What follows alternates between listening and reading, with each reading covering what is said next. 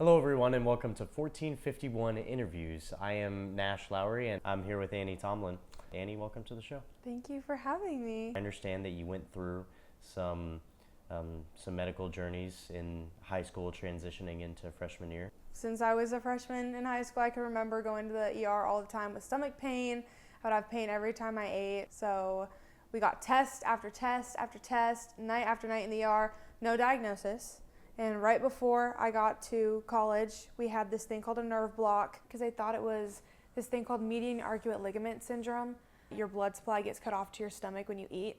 And so, as you can imagine, that's very painful. The nerve block, essentially, they numbed up the area that would cause pain.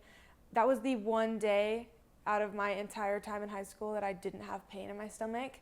And I kind of just got to function like a normal person until that went away.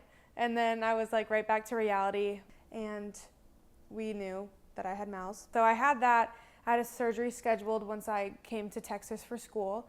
This wasn't even a month in, so it was the beginning of September. We kind of had just started my freshman year of college, and I went back to California, had a surgery. When I got home from the hospital, I realized that something was not right.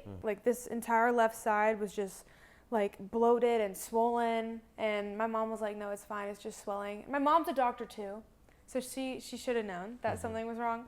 And I would put ice on it, kind of massage it, do whatever I could to kind of get it to go away.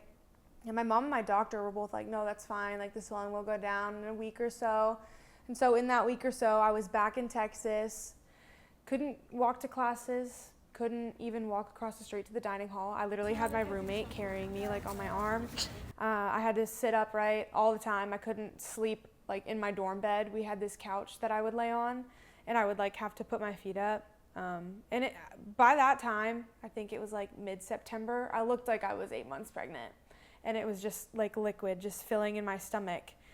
So one night I got super sick. My roommate took me to the ER. They drained 4 liters of fluid the first night. I told my mom that I thought my stomach was filling up again. But we had a flight scheduled to go back to California to check in with my surgeon. We were like, I think you're fine. We're just going to hold off. So I think it was 3 days after I came back to California. We went to see my doctor, and we went to the ER that night. He drained 5 more liters of fluid from my stomach, and they're like, we don't know what to do with you. At this point, I couldn't eat. I still couldn't sleep. I was laying upright in a hospital bed for weeks. I would spend 10 days at a time at the hospital, and my mom, she'd try her best to spend the night with me so I wasn't alone. But it was 5 a.m. She'd have to go home and then go to work, and then she'd come back at 10 o'clock at night. So I spent all day in the hospital by myself, getting tests every day, getting my blood drawn every single morning, getting a bunch of random surgeries that they didn't even know I needed. So the next step was to put a drain in my stomach. So I had this little bulb kind of drain, and that would always constantly, I'd have to change it out because I have all this fluid in my stomach that isn't stopping. Yeah. They finally realized that the fluid that is produced that kept coming out was produced when I ate food. One morning, I just got breakfast. My favorite cereal was Frosted Flakes.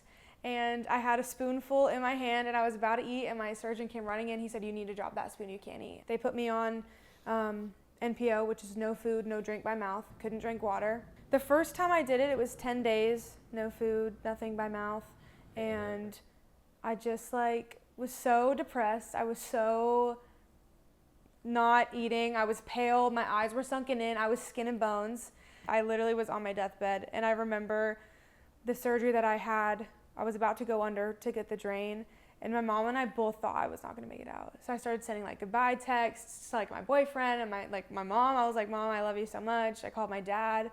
So they figured out I had chylosociety. There's a 50% mortality rate, which is very scary to hear about. So talk to me about some of the other people who were there and how impactful that was for you in the hospital. I would call my aunt who lives in Maryland. She kind of talked me off a ledge a little bit. I had CPS. They had to come and talk to me because I was just so I don't want to be here anymore, and my mom didn't know what else to do. And I just remember sitting on my hospital bed, and I was just Mom, I can't say this without crying. I used to tell my mom I was like, I can't even pray for health again because I prayed that I didn't want to like make it through this. I like literally would pray that God would take me. And that's when like people kind of started taking things seriously. And I just hated that I had to get to that point where like I literally just didn't want to be here anymore for someone to listen to me. And like that's when I would call my aunt a lot. How do you feel now with the connections that you've made with yourself? You know, how have you recovered? Getting back into food, I had to be on a super strict diet. Funny thing, I know I said I wasn't supposed to eat anything, but my mom bought me a gingerbread house to make because we always make those like when we were kids. I was like, Mom, watch me. So I like dipped my finger in the icing and I just licked it and I was like, okay, like I'm fine. That was kind of like my, I don't know, my sweet treat, I guess, for however long I wasn't eating, but I had stuff to look forward to. And now I'm obsessed with Alfredo. That was like a no-no. I was not allowed to eat anything like that when I was getting off of everything. How are you doing now? I think I kind of learned how to pick myself back up after something hard like that.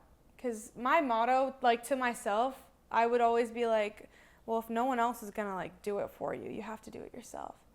So that's what I started doing. And now I have no free days in my schedule. I do NTTV, I have an internship, I work, like I'm in a sorority, I'm doing school, I'm making friends in classes, which is great. It's definitely not what I pictured for myself, but I'm glad that I'm here and like doing all of this. It's been great.